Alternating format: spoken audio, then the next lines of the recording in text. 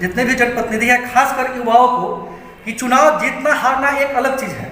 हम एक विचार को बदलने के लिए इस फील्ड में कूदे हैं, तो विचार हर परिस्थिति में बदलनी चाहिए।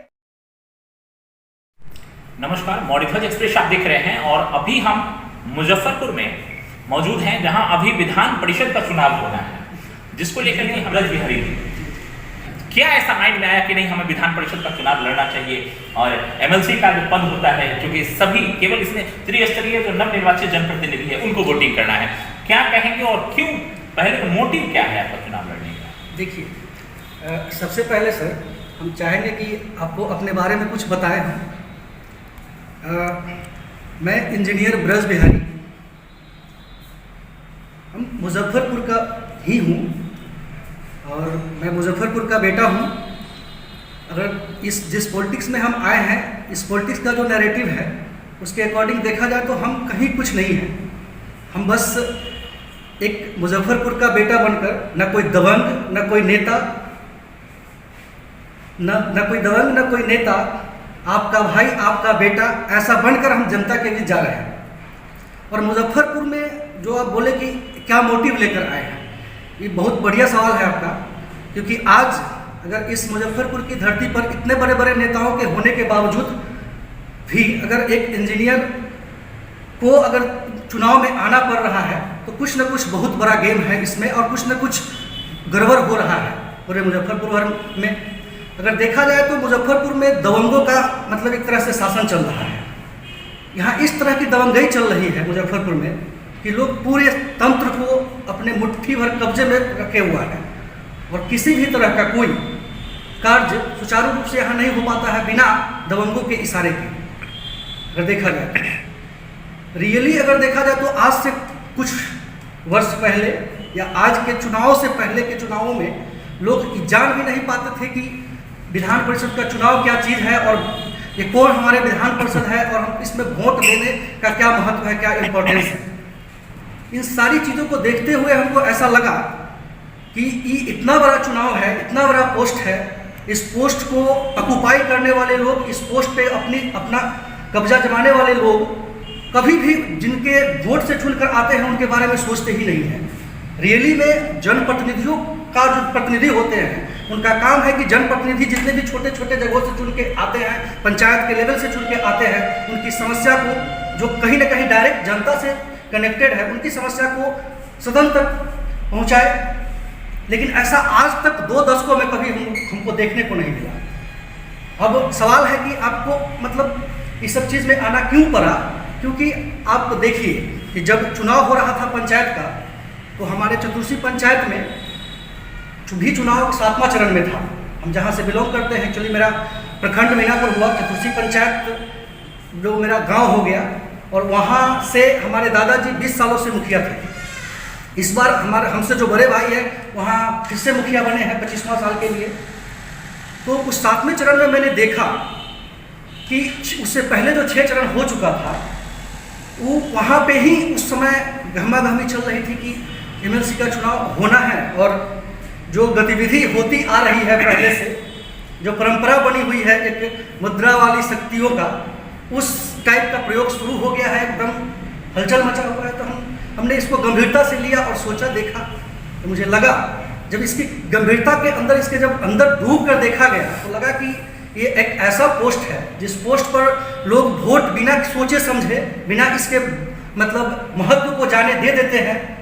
उनके जो सेट किए हुए नैरेटिव पे लोगों के जो नैरेटिव लोगों ने मुद्रावाद वाली नैरेटिव सेट करके रखे हैं उसको सिर्फ वही चाहिए और वो मतलब दे करके वोट ले लिया जाता है और फिर पता नहीं कि एमएलसी क्या चीज़ होता है, ना जनप्रतिनिधियों को पता चलता है, ना उनके जो जनप्रतिनिधि को डायरेक्ट जनता ने चुना है उनको चीज़ को। इसी इम्पोर्टेंस को समझाने के लिए हम आज उन लोगों के बीच आए हैं, क्योंकि हम देख रहे हैं कि लोग जीत कर तो जाते हैं, लोग उन वोट देने का काम करते हैं, लेकिन पता ही नहीं चलता है कि हमारे प्रतिनिधि के प्रतिनिधि कौन है, हमारे नेता कौन है जो हमारे लिए चुने गए हैं।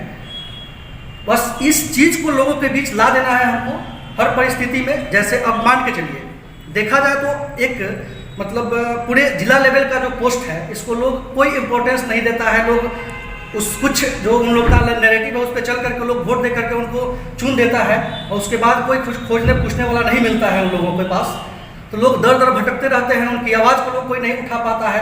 आज हम ये लोगों के बीच जनप्रतिनिधियों को समझाने की कोशिश कर रहे हैं कि जो वोट आप अपना जो प्रतिनिधि चुनते हैं, जो आपको बाद में पूछने तक नहीं आते प्रतिनिधियों के द्वारा, तो ये पूरे बिहार क्या, मुजफ्फरपुर क्या, पूरे बिहार में ये मैसेज जाएगा कि दबंग ताकतों के द्वारा, वर्चस्ववादी ताकतों के खिलाफ, दबंग ताकतों के खिलाफ, दबंगों के खिलाफ कभी कोई शिक्षित बेरोजगार मतलब शिक्षित लोग जो हैं चुनाव को नहीं जीत सकते हैं, कोई आपके बीच का लोग चुनाव को नहीं जीत सकते हैं।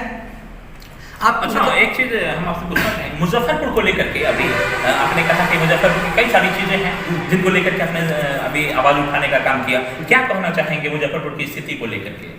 देखिए, यहाँ पे बहुत सारी ऐसी समस्याएं हैं जो बहुत हाई लेवल की है।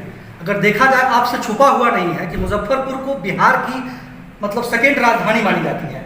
इसके बावजूद में भी मुजफ्फरपुर में आप बहुत दिन पहले से एकदम हंगामा था कि मुजफ्फरपुर में एम्स बन रहा है, मुजफ्फरपुर के पताही हवाई अड्डा का फिर से जीर्णोद्धारण हो रहा है, इसको नए ढंग से बनाया जाएगा।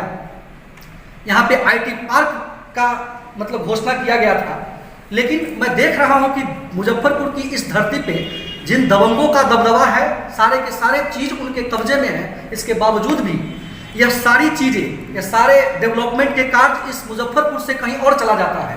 लेकिन जो लोग यहाँ पे काबिज हैं, कुंडली मार के बैठे हैं, जो दबंग ताकतें, वो एक लाइन तक नहीं बोल पाते हैं कि ऐसा मुजफ्फरपुर के साथ क्यों किया जा रहा है।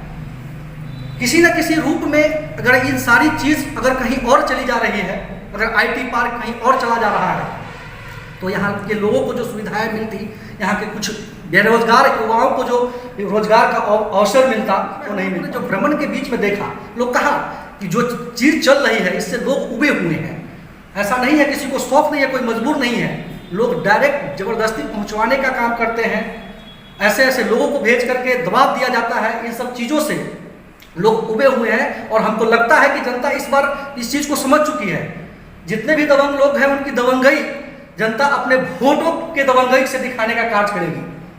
ये रिजल्ट आने के बाद रिजल्ट आने के बाद पता चलेगा। लेकिन सबसे बड़ी बात है, जैसा कि आप कह रहे हैं कि आम लोगों के द्वारा जो अभी तक जनप्रतिनिधि चुने जाते हैं, एक गरीबों की आवाज उठाने के लिए चुने जाते हैं। और गरीबों की आवाज उठाने का मतलब ये नहीं कि केवल आप पंचायत स्तर पर उठाइए, इसको लेकर के विधानसभा स्तर तक कैसे पहुंचाया जा सकता है, उसके लिए एक बीच में मीडिएटर का काम करता है एमएलसी का जो पद है।